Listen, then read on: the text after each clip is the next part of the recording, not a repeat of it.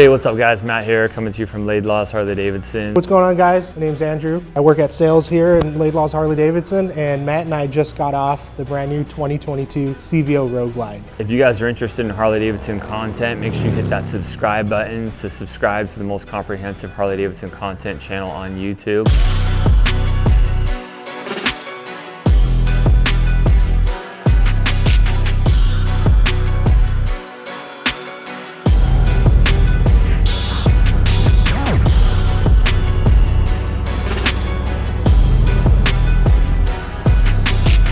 We're gonna do a walk around first on the 2022 CVO Road Glide. And this color is the Wicked Orange Pearl. You know, I have to say, when the colors were first released and I got to see all the different colors on all the bikes, you have the envious green, you have the blue steel. I thought right away the blue steel was gonna be my favorite. And this bike came, the orange one, and the more I looked at it, the more I saw it, the more I kind of fell in love with it. I'm not really a guy that likes the really bright, loud, flashy colors, but like I said, the more this bike is around, the more I fall in love with just the artistry that went into this bike and just all the labor and the detail that the painters at Gunslinger put into this set. I'm more of a solid color guy. I really like the Sand Dune CVOs. The Mako Shark Fade was another real nice bike that I liked.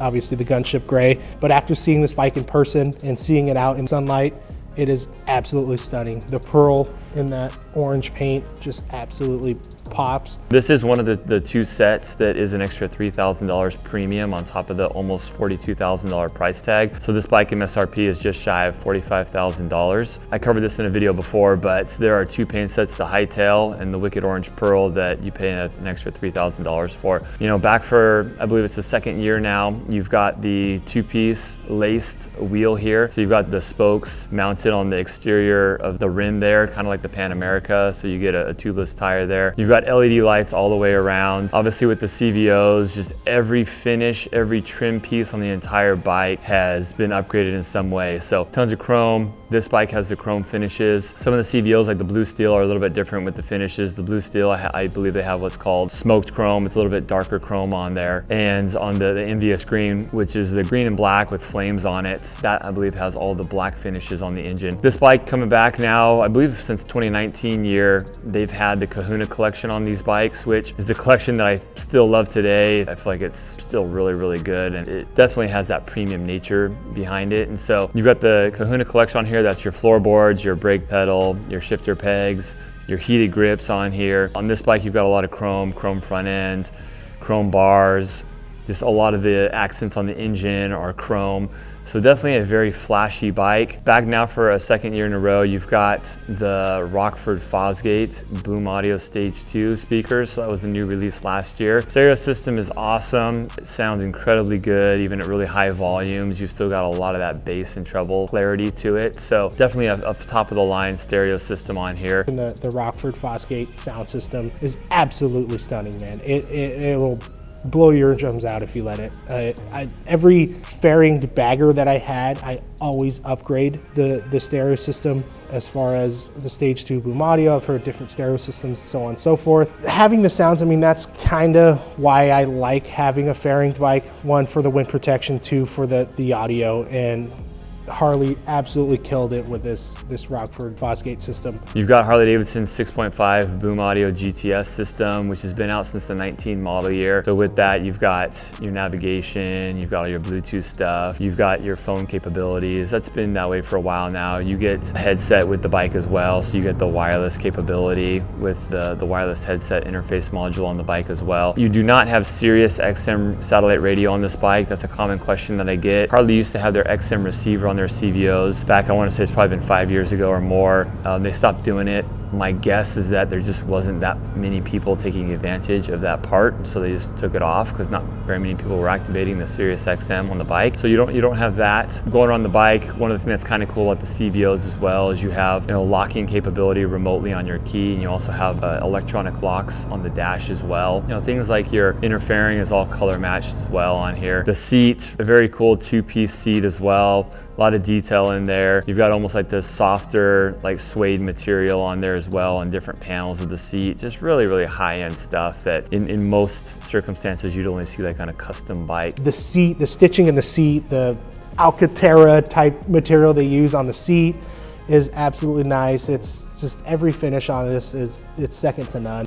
On this color and also the Envious green, you have the stretch saddlebags, which is more of the slammed bagger look, the slammed big wheel profile bagger, as a lot of people refer to them as. On the blue steel, you have the shorter bags on there. I've yet to see that color in person, but the shorter bags lend the style a little bit more in favor of performance. We're seeing this big shift right now from the big wheel, big stereo, flashy paint baggers that we've seen now for probably close to 2 decades. And a lot of guys now, the way that they're building out their baggers is in a performance bagger nature, right? So the shorter bags are definitely something that have a little bit more of a place on a bike that is more geared towards that performance bagger look. So the blue steel CVO Road Glide, I feel like is a little bit more geared towards the guy that might do some performance upgrades on it, that want the additional lean angle. Maybe they're doing a 2-in-1 exhaust pipe that looks a lot better than a 2-in-1 on a bike that has the stretch bags. You have the stretch bags, there's 2 holes on the back, and so if you just have a pipe coming out one side, it looks really bad, and there's like an empty hole on the left-hand side. So the short bags solve that problem if you're doing a 2-in-1 pipe, which a 2-in-1 pipe is always going to be a better performing pipe than a 2-in-1 into 2, which comes stock on these Road Glides here. So we have Harley-Davidson's biggest factory engine on here, the 117 cubic inch engine. This thing puts out about 125 foot-pounds of torque. Below that, like on a 114, you're looking at around, I want to say 116 foot-pounds of torque. So you've got a little less than 10% more torque on this. And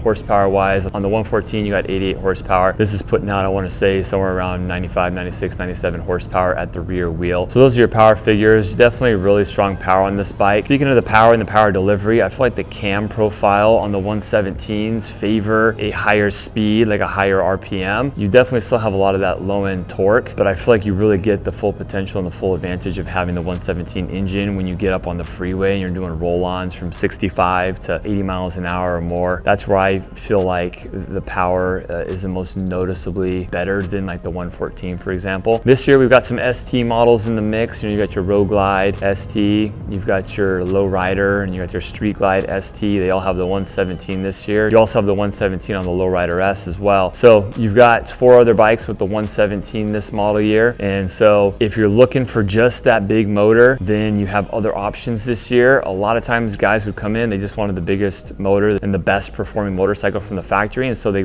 went to the CVO. But some of those guys didn't necessarily want to pay for all the additional goodies and everything that came on the CVOs. As far as premium motorcycles go, you'd be hard pressed to find a nicer factory motorcycle in the world. And so the CVOs really are the benchmark for the industry as far as all-in custom cruisers. Owning a Road Glide and putting about 7,000 miles on a Road Glide and going on long distance trips on it and riding this one, my Road Glide was a 114. It had a stage 1 on it. It felt like it had a lot of power. Doing a stage 1 really woke up the bike. It was kind of mushy. It was a 2019, but after doing the stage 1 and kind of just letting the air flow through it, gave a lot better throttle response. I mean, nothing that throw you back into the seat, but definitely you felt the power difference in the throttle response. Riding this one here with a 117, you do feel power difference as far as a 114 to 117, and most of the time you'll feel it from the mid to higher range RPM. It is really nice. I mean, any stock motor I feel just needs a little bit done to it, and that's just me personally. I always need to throw an exhaust and an intake and kind of tune it where it wakes up the potential that it does have. Not to say this thing is a slug or anything, or any of the bikes, but just kind of when they come from the factory, they got to have them 50 state regulated, so there's that area where they have to keep it legal.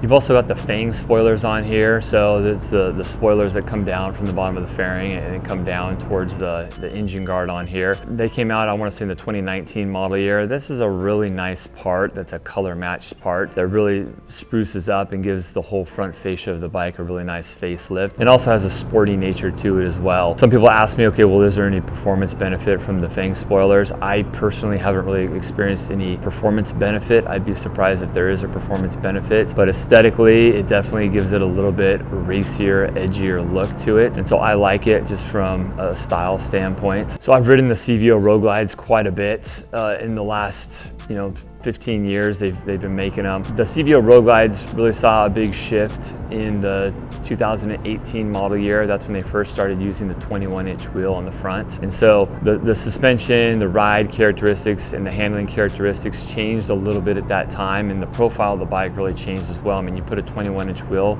up front, it's only 2 inches larger than the 19, but it really makes a dramatic presence change in the bike with that wheel on there. All in all, the suspension's been changed a little bit. They dropped the front spring a little on the front end to compensate for that bigger wheel, so the kickstand still stands correctly and the bike still sits correctly. And so between that and the larger 21-inch wheel, I feel like you're compromising the ride and the handling slightly. I wouldn't not get the bike because you feel like it's going to be compromised dramatically when compared to a 19-inch front wheel. But just entering turns, you can feel like it's a little bit sleepier when you enter a turn. Again, this is a bike that you're not going to be probably buying to shave seconds off your canyons times. A 21 doesn't really handle better than a 19-inch mag, and that's what I had on the 19 Road Glide. I just feel a smaller wheel, mag wheel, handles a little bit better in aggressive riding through canyons and stuff like that, but you can't doubt the fact that this looks absolutely amazing. I mean, the outside rim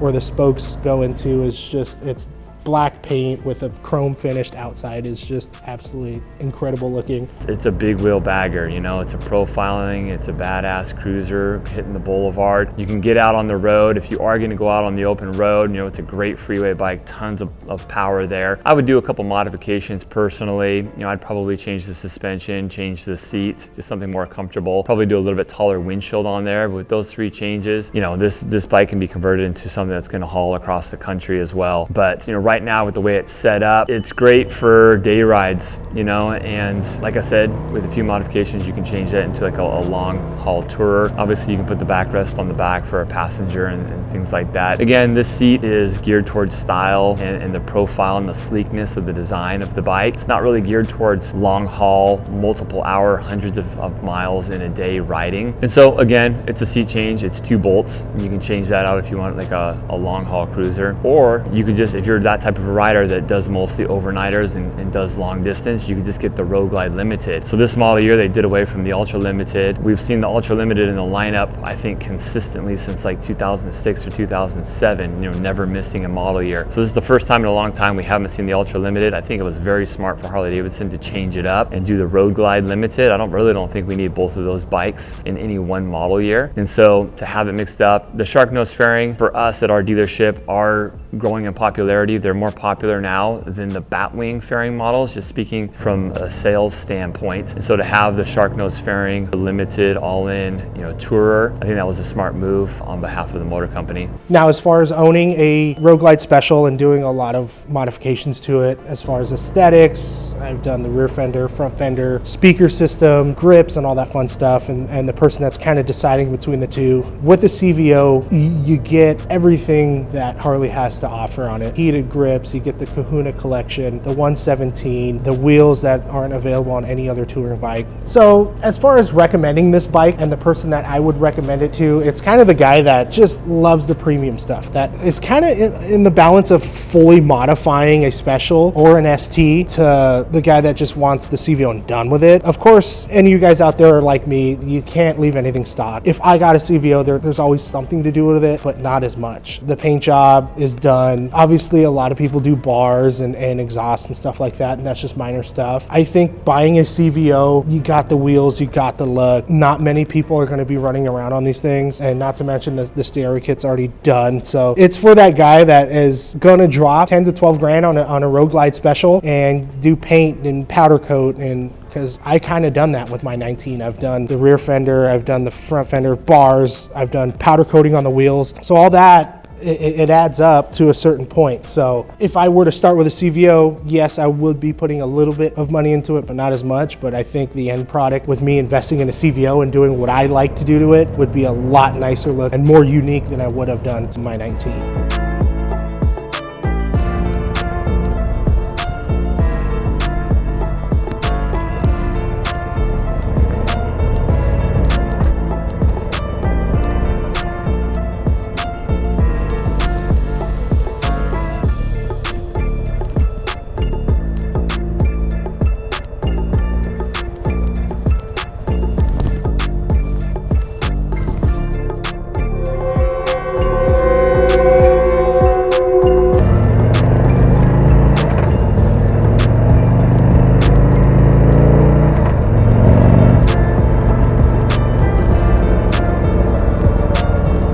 So who I think the ideal customer is for this bike is a guy that wants a bike that is really head and shoulders as far as the premium nature of it, just the looks, the style, the uniqueness of the paint. I mean, we're never gonna see this style of paint ever again. You've got a lot of stuff going on, a lot of hand labor in that paint as well. So somebody that values all of that stuff on the bike and really wants the value of it to be retained monetarily on the bike as well, the CVOs are a great investment. A lot of times guys will buy a regular Road Glide and spend 30 grand on it or whatever to make it something like this, and you're never really going to get that value out of it if you sell the bike in 3 or 4 or 5 years. The CVOs, you're still going to get a high mark for it because stock from the factory, everything is recognized that's on the bike, it's all warranted. This is a factory recognized paint set, which is really nice as well. You know, they're somewhat limited in the production. It might only be like 1,500 per color or something like that in the world. And so it's for the guy that wants everything factory. Harley-Davidson has done their R&D on everything. The ride, the handling, the geometry of everything, the rider's triangle has all been tested and approved by Harley-Davidson Motor Company. A lot of times when people get into doing a lot of modifications on their bikes, they change something, they change the bars, they change the wheels, and they realize, oh wow, with these heavy wheels, my bike doesn't accelerate as good, it doesn't handle as good, it doesn't brake as good, you know, all that stuff. So you're creating problems sometimes when you try to create this unique bike. Don't get me wrong, it's fun to do that, but for the guy that doesn't want the headache of all that stuff, they just want something beautiful, amazing out of the box that's gonna get a lot of looks, and it's definitely a bike that you're gonna turn around and take a look at, and every time you get off of it, then a CVO is a really good choice. I really feel like too that you gotta take a close look at your use case as well. Are you a guy that just wants something beautiful to roll down PCH or roll up to your local restaurant or hit up a bike night at or something like that, and you do the occasional couple 100 miles in a day ride, then the CVO Road Glide is awesome. But like I said before, if you're a guy that is gonna be putting on your passenger a lot, you're gonna be doing 300, 400, 500, 600 miles in a day with a passenger staying at a hotel and doing it again the next day, then I would heavily recommend the Road Glide Limited at that point. Just everything about it, the seat, the suspension, the fairing, the windshield, the tour pack, the backrest, the rider backrest and the passenger backrest are just all things that are worth their weight in gold when it comes to long haul touring. So again, this is a little bit more of a profiling, boulevard cruiser, a day rider, something really flashy, that favorite style and the look over than some of the functional benefits that we see in long haul cruiser motorcycles. Let me know what you guys think about the 2022 model year CVO Road Glide. Leave your thoughts in the comment section below. Do you like it? Do you hate it? Do you like the paint this year? Do you not like it? I did a video a couple weeks ago about the recap and my thoughts on the global launch, and I mentioned in there that the paint I think took a different direction this year, and I think a better way to describe that is they just really diversified this year. They tried to make several individual styles. The blue still definitely favors the guy like myself that likes the cool solids and the unique finishes on the engine trim, and then they have paint sets that are really loud and bold that favor making a statement. It's kind of like the Wicked Orange Pearl here. Another thing that I said is I feel like they're overdue for a displacement bump, but then I got to thinking about Harley-Davidson historically, and I think just maybe our expectations are just a lot higher than they used to be for Harley-Davidson. I mean, they ran the twin cam 110 from 07 to 2016, so about 10 years, and there wasn't a whole lot of complaining about it then that the engines weren't getting bumped up every 3 or 4 years. So this is now the 5th year in a row that we've seen the 117 cubic inch on the CVOs, so we're really only half the time that the twin cam 110 was around. I think the bottom line is there's so much more to a CVO than just the displacement, although I do feel like that's a big factor, and I do feel like the CVOs should have a decent margin on most of the other bikes out there. Anyways, thanks for watching guys. If you enjoyed the video, make sure you hit that like button and give me the thumbs up. If you haven't already, make sure you hit that subscribe button. If you're looking for a Harley-Davidson in Southern California, make sure you check us out here at Laidlaw's Harley-Davidson, where we have absolutely no added dealer fees or dealer markup, just straight transparent business every day. Thanks a lot guys, take care, later.